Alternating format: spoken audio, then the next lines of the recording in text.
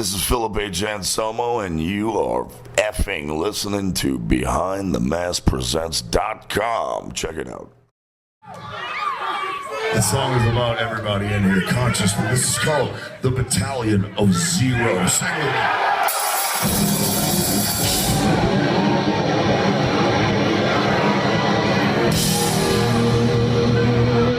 Hands up, hands down. That's what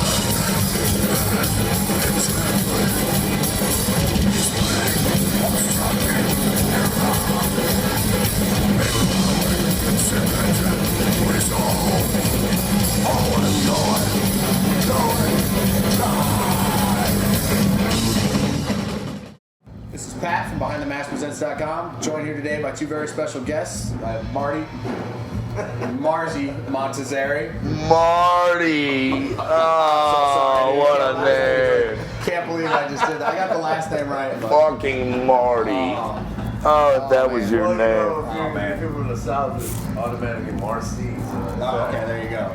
I graduated from C to a D. They make it French. One day I'll make it to the And of course, the kid, Philip Anselmo. Gentlemen, thank you both very much so for joining us today. Absolutely, good sir. Good to meet you. Good to see you. Appreciate it. So, last time, Phil, that we talked to you was shortly before the Housecore Film Festival. How'd that go off? What were your impressions by that? What'd you think of that? I was a nervous wreck an entire week before, but once I got there, it was like so laid back.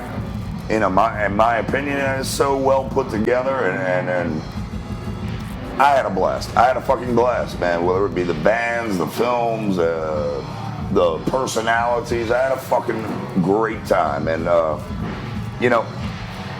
it's just now January, so I know everybody's kind of like, well, are we going to do it again? And I would say probably so. Nice, right on. That was another thing. Was that definitely a little too late to throw the annual? A little too early to put the annual tag on that? Yeah.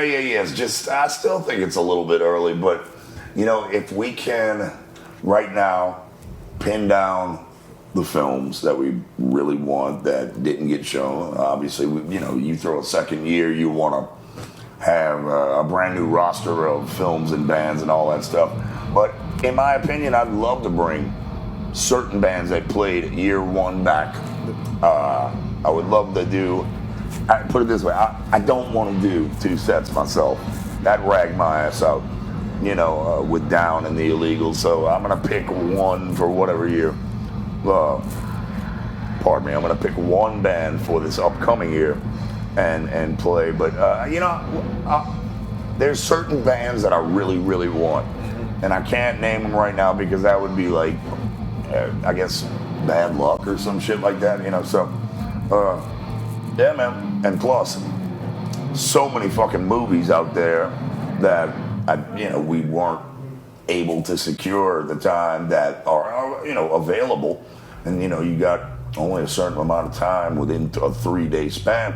There's always more movies, always more personalities, and it just has too much potential just to say no, we're not going to do it. Right. Well, it seemed like it was a big success. I read an article in Decibel magazine from Scott Carlson from Repulsion. Seemed like it went rather well. Any movies or anything that kind of caught your eye?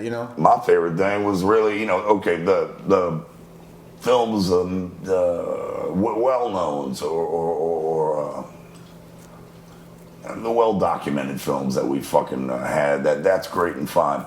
But my favorite thing was the submissions from the new directors and meeting all these new, fresh people with great ideas that are trying to bring originality back to horror instead of cut and paste, same old teenagers stuck in the woods type movies. There's so many awesome fucking directors and whatnot. And what's his name? The guy who did Ethereal Chrysalis, Sid Vissel. God damn it, his name escapes me, man. He's a Canadian filmmaker, just to me amazing. Syl, I believe is his name, or something like that. SYL, I think. But either way, and he did the latest Voivod video as well. Oh, okay. And that's amazing. So the potential is there, and I brought him up as one guy, but there's a fucking slew of directors that I'd love for them to create more, making some more short films, and it would be my pleasure to show them and turn people on. I love doing it. Right on, man. Well, it seems like it's just a real cool thing that you got going there. You're out on tour right now, so second leg of the Technicians of Distortion tour, rebooting that up with Author and Punisher and Housecore band Hymns. Oh yeah. Starting out here for supporting Walk Through Exits Only, Philip H. Anselmo and the Illegals. And the horror EP. And the Housecore horror EP, which I had a chance to listen to those the other day. Those are both two really cool songs, and dug a lot of the stuff that's kind of going there. Very different than Walk Through Exits Only. Completely, like everything that we're going to touch. Right. You know, that we make a conscious effort. Mm-hmm. You know, Walk Through Exits Only, you know, was a very focused album and meant to be exactly what it is. The horror EP, different sounding, different style, different dynamics, so to speak, and so forth. You know, I think that we take every day, or we try to take every day, and take a few minutes, and we work on something new. Like yesterday in the dressing room, we had a big roundabout with all of us, and we're all constantly working on new songs, and I think when we really sit down to do a new record or something like that, we want to mess with different textures and different instruments to incorporate extremities, because, you know, everybody's heard the same old bass guitar drum format, you know, and is it limited? Depends on what you do with it.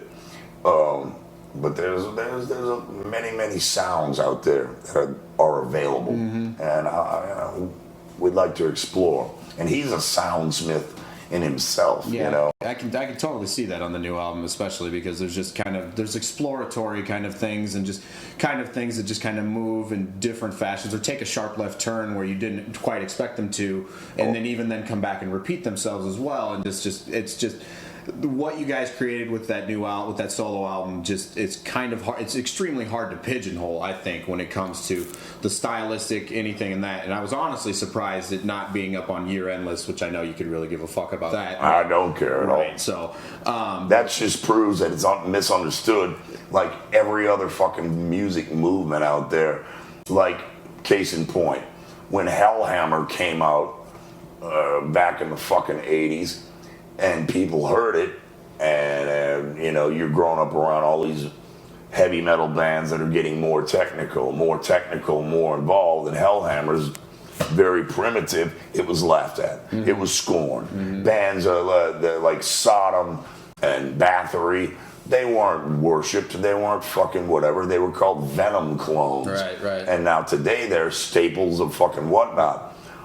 I think, and I always kind of had the feeling in my heart that something like Walk Through Exits Only might be appreciated 10 years from now. I can see that. You know, more than it is today. Which, like I say, fine by me, man. Cool. Now, Marzy, I know you and Phil have known each other for a long time. Was there ever like a moment in time, just like recently, where you guys said, you know, let's get this project up and going? I know you guys had kind of talked about just kind of stuff. For 20 years we talked about it. Were you guys demoing stuff this whole time and kind of jamming, or was it kind of like a down situation where you had all this music recorded in demo states and people were kind of passing it around? It was really Philip's baby. Okay. And, through a gradual time period, we got together. He got together with Blue, showed Blue his parts, got together with me in a period, showed me my parts. Then we got together and we rehearsed, made a couple of attempts at demos. And sitting across from each other with the guitars, very, very productive, you know. Marzy, I didn't mean to interrupt, but I wrote these songs with him in mind. Okay. So he could take the goddamn ball and run with it. And Marzy, you did, and finish your answer. But his writing is different. His writing is quite different, man. So it's just, it's awesome and it's fresh. And I wanted to always push it by my guitar playing and bring it to a platform where it was new. All right, so when it came to then getting ready to track the new album and everything? Was Phil sitting there, kind of hammering you out, telling you what you need to do, or is it just kind of just? Well, we definitely got to do it together, man. All right. Well, yeah. He's like the director, and then there were time periods when I injured myself, and he and Blue were sitting down and we were hashing out things. Yeah, we were throwing the football, and man, he got his finger jammed. So when it came time to track drums, I had to fucking play all the goddamn rhythms while he was fucking goddamn nursing his finger. But that's a whole nother story, but I guess we just told it. But otherwise, man, we all push each other. Right. We all push each other, man, as much as possible. Well, and it seems like a collective effort more than anything, especially. it really is, man. It really is. So We're still pushing each other, man. I mean, it's not stopping. Yeah. We're growing as musicians and collaborating together, and man, it's the stuff that for the sophomore attempt. It's going to be very exciting, quite different from the first attempt. So on the same vein of a style of what is being created, I guess. Okay, you can't pigeonhole it, but you can't say it is our style. Right. No. Totally. And also, there's songs in there. There's songs, man. Yeah, and to sure. me, that I love hooks. I love hooks, and I think with Walk Through Exits Only, people are confused to a certain degree because every line is almost a fucking hook, man, in my opinion. That's how I wrote it, to stick in your mind, whether it be Bedroom Destroyer or the lyrics to Walk Through Exits Only. It's ruined, it's ruined, it's ruined. Everybody ruins music, not just me. That's a fucking hook. So no matter how zany we get musically on the sophomore effort, to me, the hook is still the big fucking goal, achievement, target. It's still storytelling in the musical form. Absolutely. It's completely different. Mm-hmm. So I know, Phil, a lot of your lyrics, you kind of take aim, it seems, kind of still with music pressure, not too. Everybody brings that up. I know, and you're not going to hurt my feelings with anything you say. I'm just some asshole with a I microphone. would like to ask you this. Post their title of the song. Have you read the lyrics? I have read the lyrics, and I know it's just because of the title, obviously based off of that's where that's going to. Tongue in cheek, baby. Tongue in cheek. But you do, again. You've had a history, of speaking my mind about the state of music. Exactly. I mean, if anything, I have no problem with that. The only thing you've ever been guilty about is just being honest. So that's pretty much all I'm saying. Whether people take that out of context or whatever message they want to run with it, that's fine. I can give a fuck. Fair enough. But what do you think? Do you think the culture surrounding music media, especially in the heavy metal media, has gotten it seems a little more worse, or I guess a little more mean-spirited when it comes to stuff? It is, and you know what? If you're a website that relies on hits and hits alone, controversy is where you want to steer your audience and your target audience.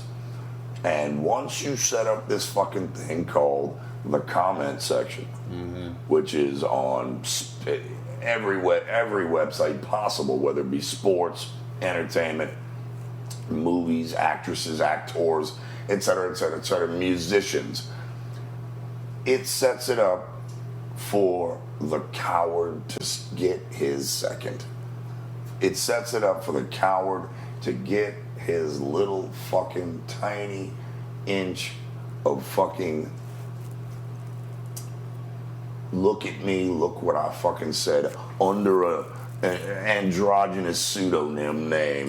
They won't even put their fucking real name to it. Look how fucking clever I am. Yeah, right. You're not very clever. No. It's boring and it's negative, and you're not. It's like, okay, if you don't like something, why comment on it? Exactly. Why even comment on the first place? Right. What are you doing clicking on to a fucking article of a band that you don't even care about and leaving your fucking 2 cents? You know why? Because they can. And it's coward work. One word, coward work. And it's a sad state in our fucking society. It really is.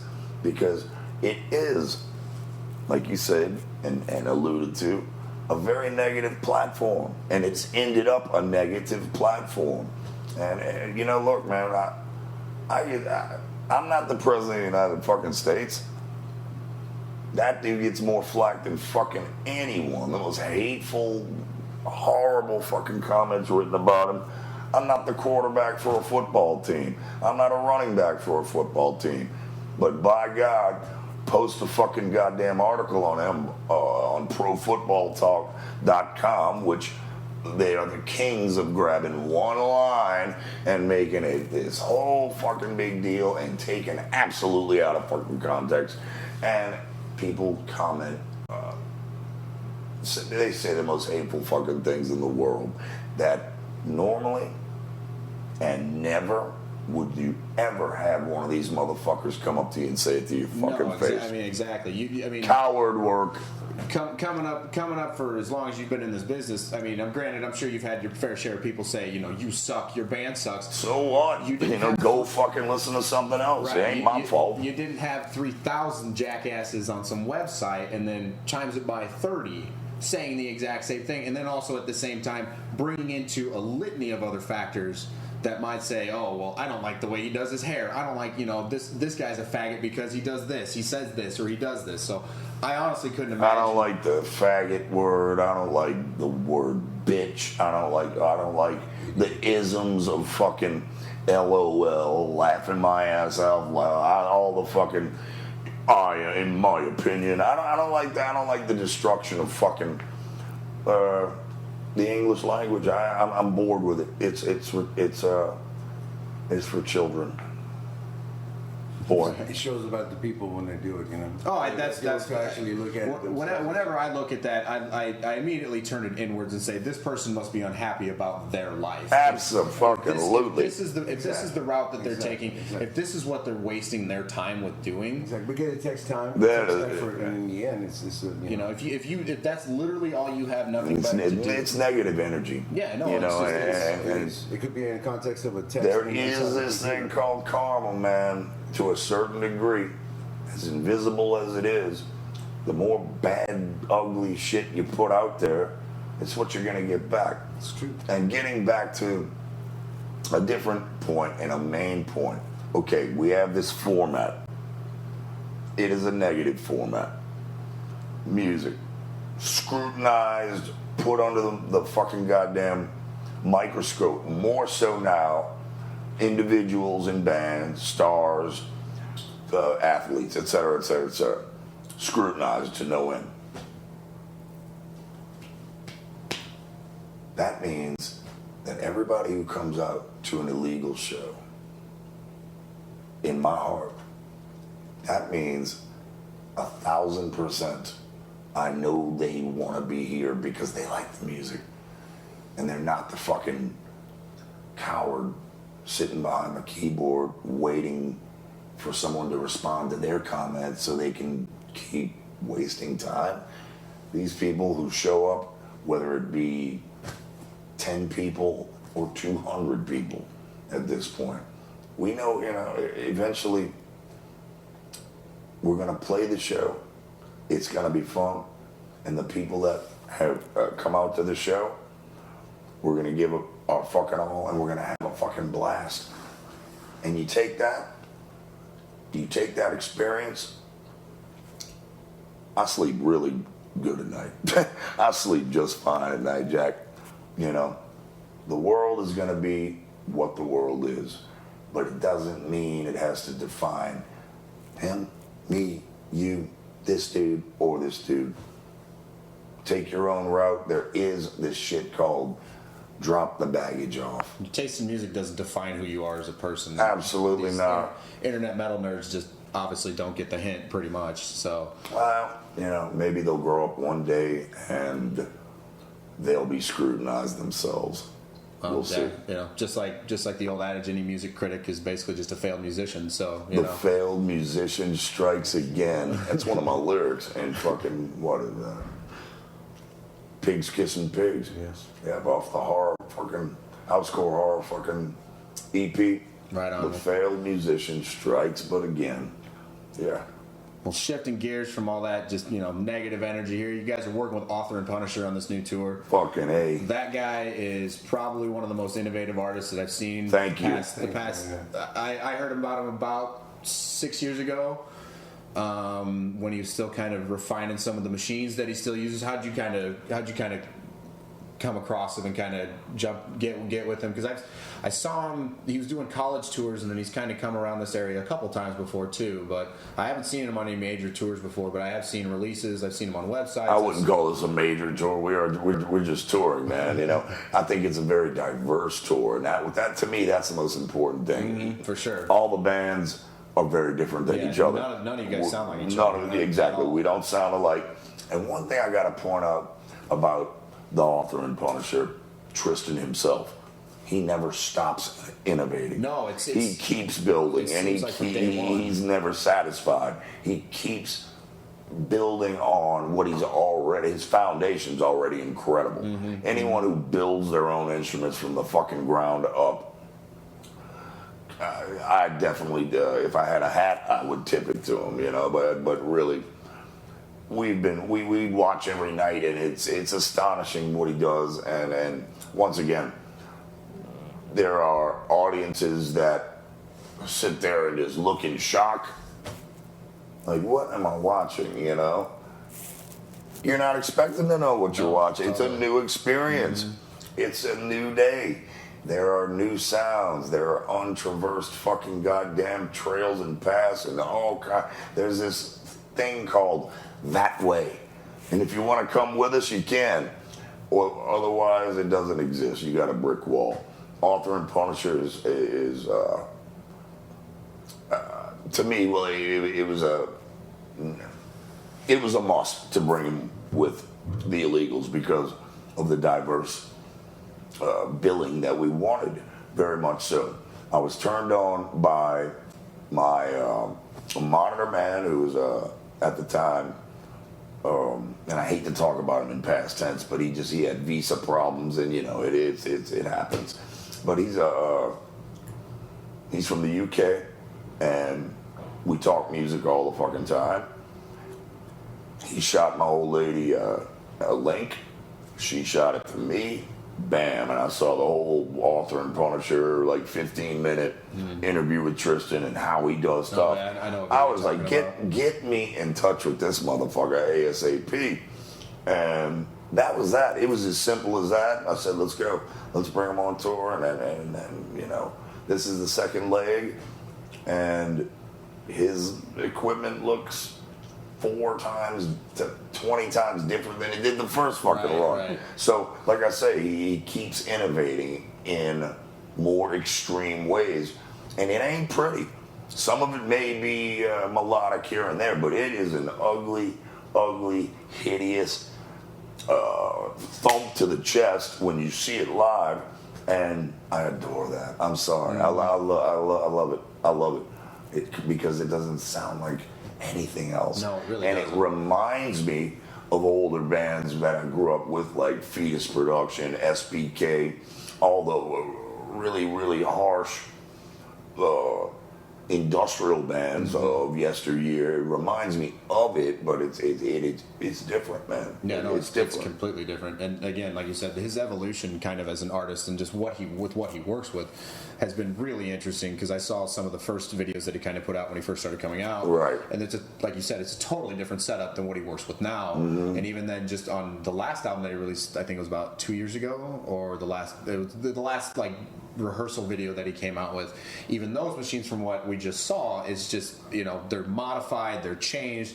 So I can only imagine just like the ingenuity and just, again, just the kind of forward thinking, just driven mind it takes for that guy to just do that every day, day in and day out. And it really exudes a passion, I think, more than anything, for not only music, but what his actual craft is actually constructing these things too. Sounds. Yeah, exactly. A difference in sound. Yeah, they're not even instruments. They're sound machines, is what he's labeled them as. Sonic fucking sound. Yeah, it's sonic manipulation, and just it's a completely different thing than just music. Fucking A, man. And that's the importance of having him out here too. You know, education for the audience. Right. It's an actual manipulation of the tone, actual manipulation of the sound, actual manipulation of the air. It's just, I mean, the innovation that it takes. I applaud him, and I'm excited to experience it live.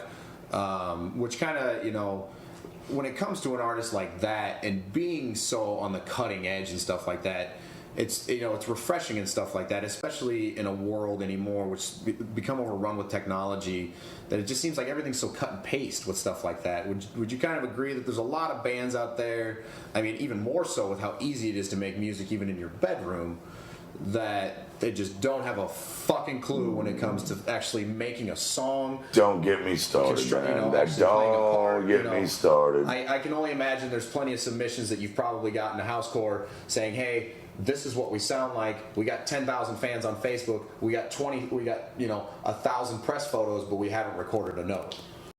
I think with all the technology and everything accessible to people has diminished the creative factor within people. They're chasing some other, you're gonna get a computer at your home and you're gonna be able to create a great sounding demo and whatnot. But the heart and soul of that demo, the material that goes inside of it, the initial essence of it, that is a diminishing factor. That's non-existent anymore. Everybody's looking at the shiny parts, but nobody's involved to get their hands bloody. They don't want to put the work in.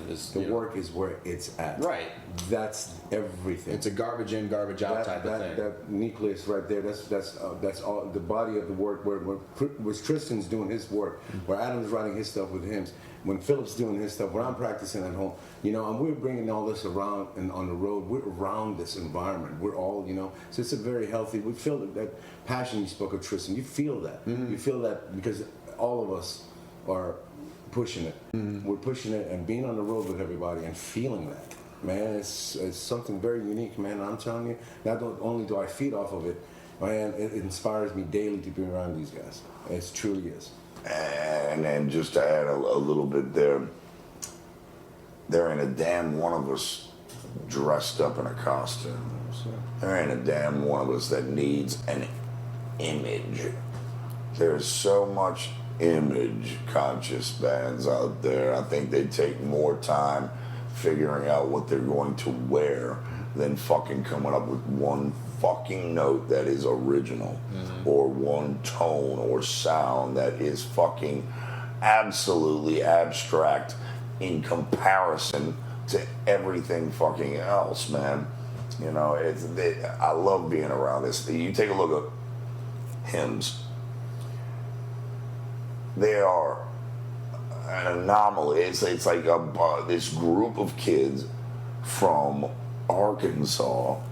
It's like, where the hell did this come from? They grow up with death metal. They grow up with black metal. Sure, they have elements within their fucking music of both genres. However, they don't have to dress up to play it. They don't have to put on all the fucking makeup, spikes, and all that fucking shit and be the most evil band in the... I mean, how many fucking bands can there be like that? Well, they're not Norwegian. They couldn't do that if they wanted. I think, isn't that like a law in Norway? If you're not from Norway, you can't wear corpse paint? Well, I know. Well, or Scandinavia, at least. Put it this way. I've known Fenris now for like fucking 20 years, and he's been rolling his eyes at the corpse paint wearers now for quite a long fucking time. He stopped doing that. No shit.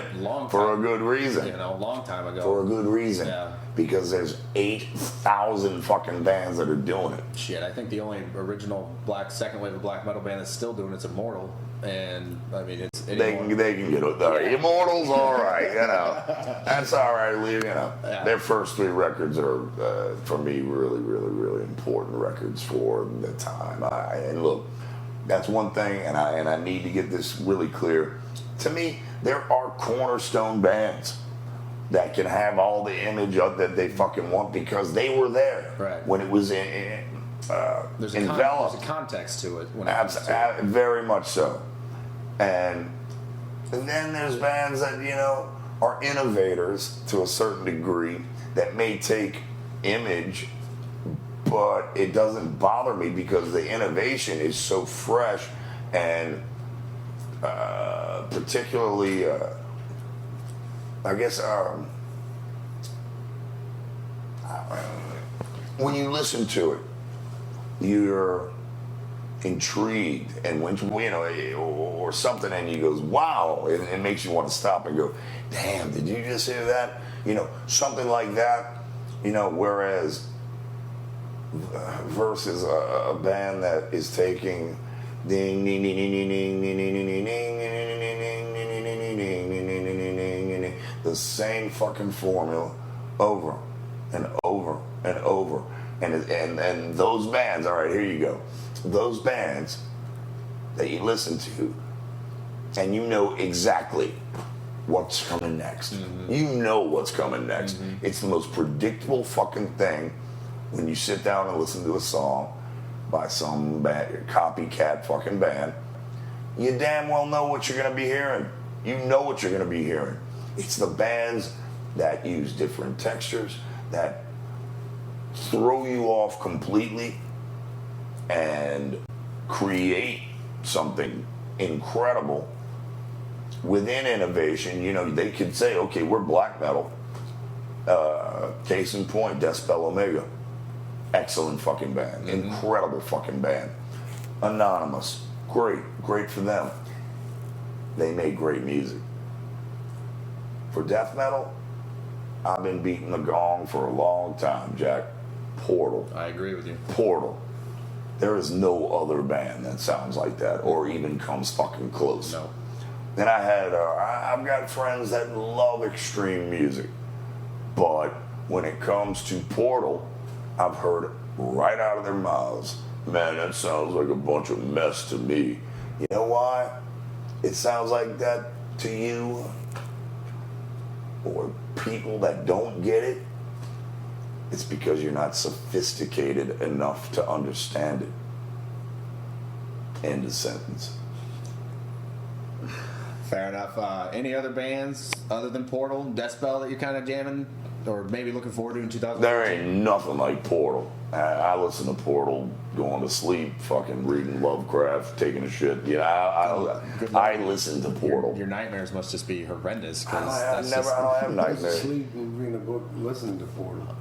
It unfolds itself the more you listen. No, yeah, When we were young. It's unbelievable. Yeah, I just got into them with Vexo Void, the newest album. Go back to start from the raw beginnings. I started listening. I got their first album, and I've been listening to that. And Outro. Oh my God, what a fucking record, man. I haven't gotten really kind of, and again, it's one of those things like you said, you really kind of got to give it the time because you're not going to get everything first listen. Fuck no, and that's boring. That's boring. You can get it. You know, some of your favorite records are albums you don't get right off the fucking bat. Right. And it takes time to grow on you. Well, Case in point, Walk the Exits Only. Case in point, go back fucking 20 years. Fucking Hellhammer or Merciful Fate. You know, at the time they were like misunderstood because it was one thing or another.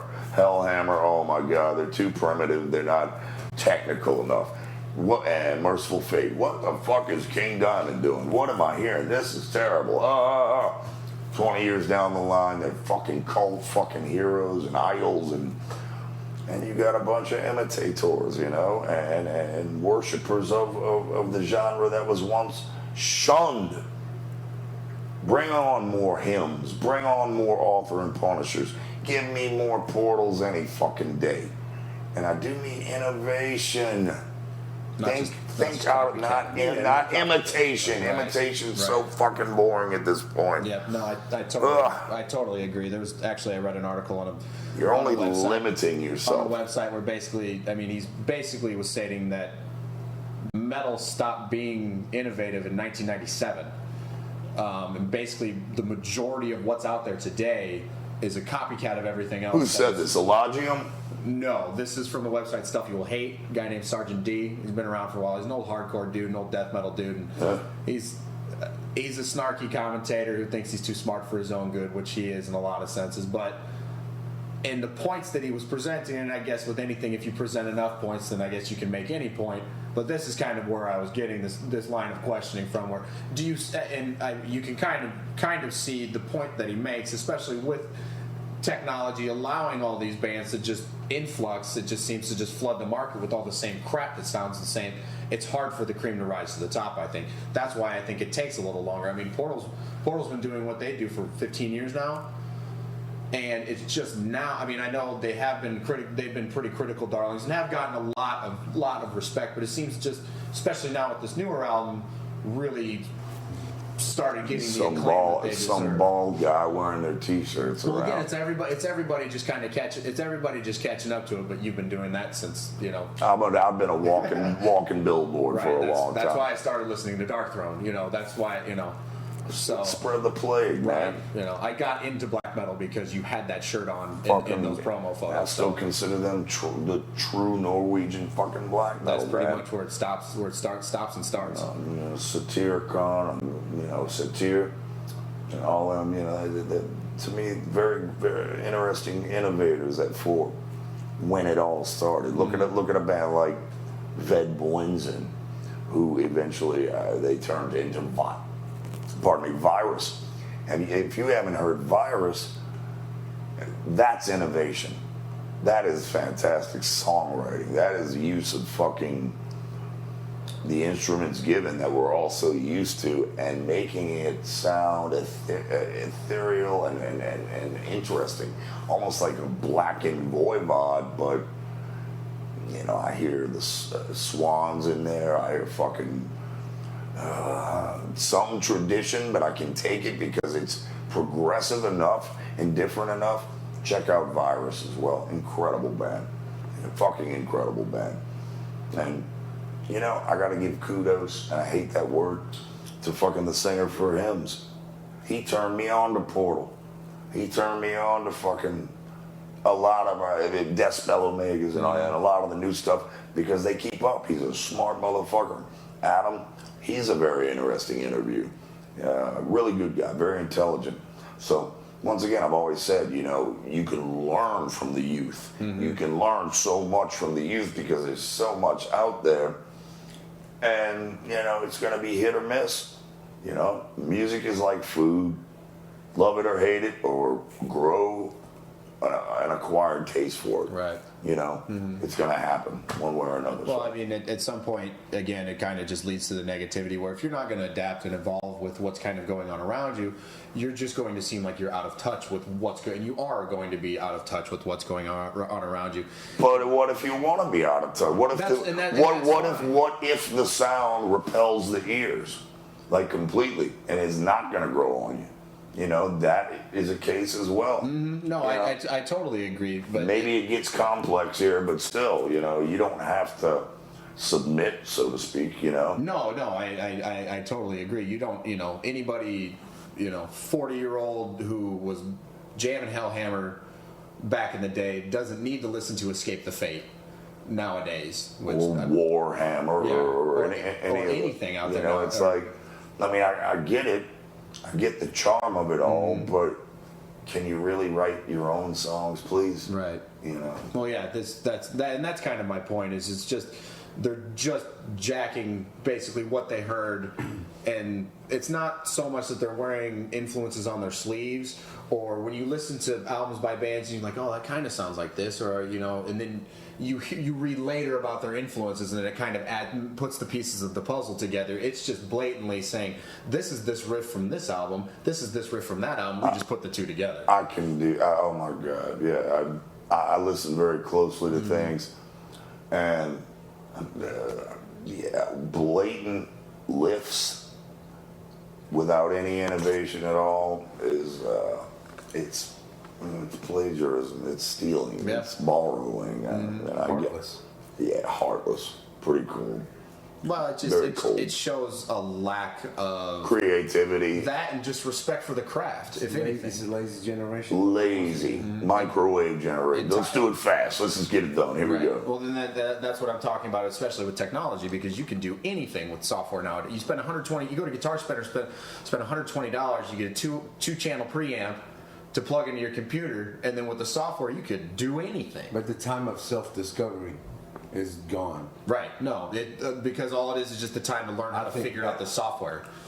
That and I think kids are deceiving themselves, thinking that they need to write particular type of songs that would bring them fame and fortune, perhaps. I have no idea. Or fit into a little clique, a little club, you for know. acceptance. I don't It's want like belonging to a gang. Well, I got my tattoos, I got my swoopy haircut, I got my skinny jeans. Sign me up. I'm right on in. Give me a guitar. Right. Going through the motions, but actually having no pure emotion in it at all. Right. That comes from self-discovery. Comes from practice. You initially have to practice.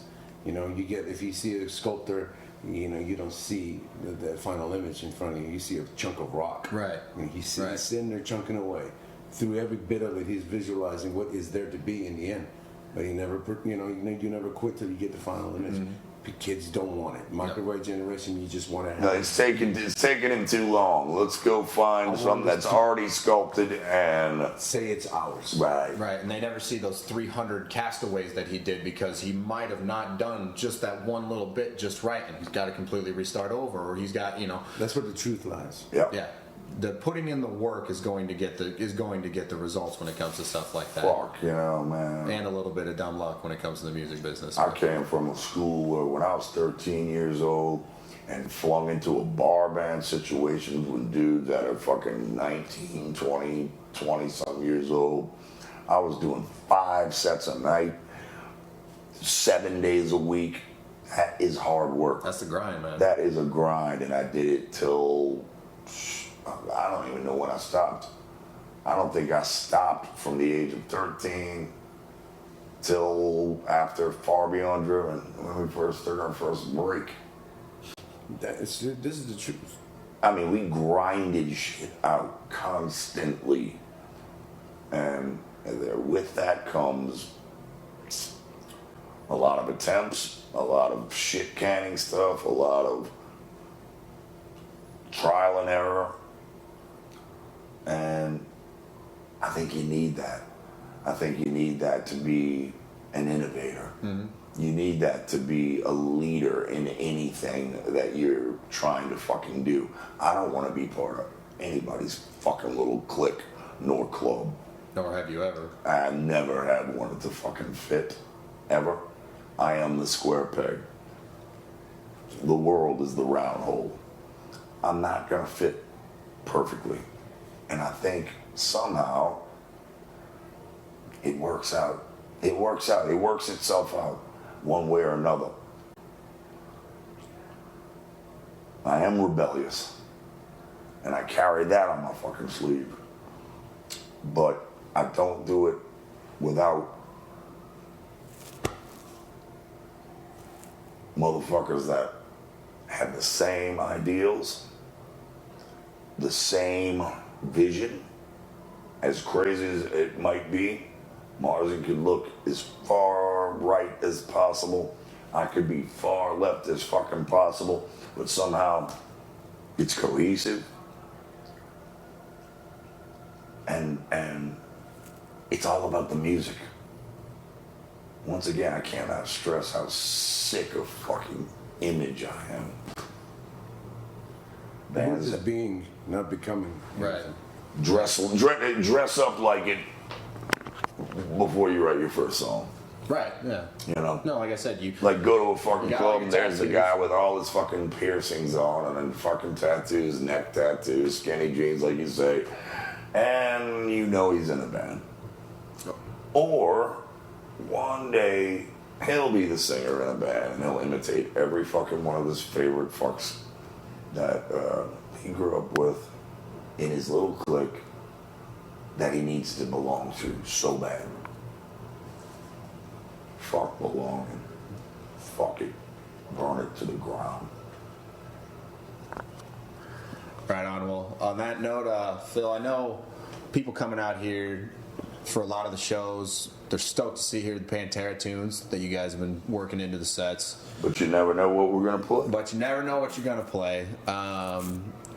And I just want to ask you a quick question about the whole Pantera situation. And it's not even from the standpoint, if there's ever going to be a reunion, it seems like there's every 3 weeks or so, it seems like there's some bullshit about there that, you know, somebody said this, somebody said that, whatever. It's just like I said, they're rumors. Do you ever see any actual realistic closure to that entire situation? Dude, I cannot even comment on that because guess what? I'll get flagged. I'll get flagged. Fair enough. So I can't say a goddamn thing Fair about Pantera except this. Pantera was Pantera. We were the perfect storm at the perfect time, and our legacy is very solid. The songs are there, the records are there, and the fans are there, and that's as good as it fucking gets. Fair enough. And I love it. And you know, there's nothing but love in my heart for the fucking people that have supported us and keep these rumors alive and keep the fucking what ifs out there. But as far as what's gonna happen, all I know is I got a gig tonight, man. Right on, right on. Well, like you said, the train just keeps it rolling with that pretty much. The Facebook page keeps going.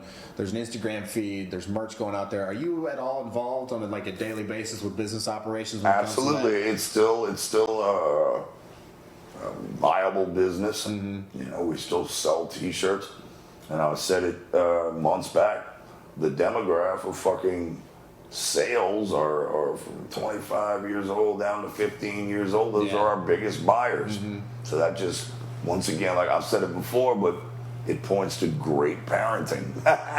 Hail the parents of the 90s, you know. There is, and I'm on the internet a lot. Unfortunately, looking at music blogs. It's the world. I'm not commenting on this horrible shit, but there is an upswing actually from what I've seen. Especially, it's kind of weird where I kind of see it, and it's not weird necessarily to me. Upswing? What do you mean? Like in the underground hardcore scene where Pantera and Crowbar especially have been really kind of getting jacked. You know, just kind of kids, you know, representing, you know, hey, Pantera, you know, I've seen a lot of it on blogs, you know, you link to a kid's Facebook page, and he's 16 years old, and he's jamming, you know, he lists his favorite records, and Far Beyond Driven, Great Southern Train Kill, you know, all the essential shit for a person, say, my age or even older. So it's just kind of interesting to see kind of like that music still is remaining timeless. It's not going anywhere. No, it's my son loves Pantera. Yeah. He's 16 years old, and you know, I feel like he's just discovering it, and it's exciting to see him discover it. When you write timeless music, you always go back and revisit it. That magic and that spirit that was there when in the studio, it will never disappear.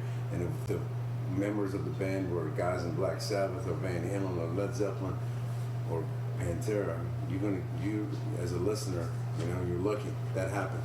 And Pantera brought a lot out, inspired me for a lifetime. Definitely. I mean, they're one of my all-time favorite bands, so thanks for that. Thank you. Greatest heavy metal band. So, end of the month, you guys got the Metal Masters coming up in California.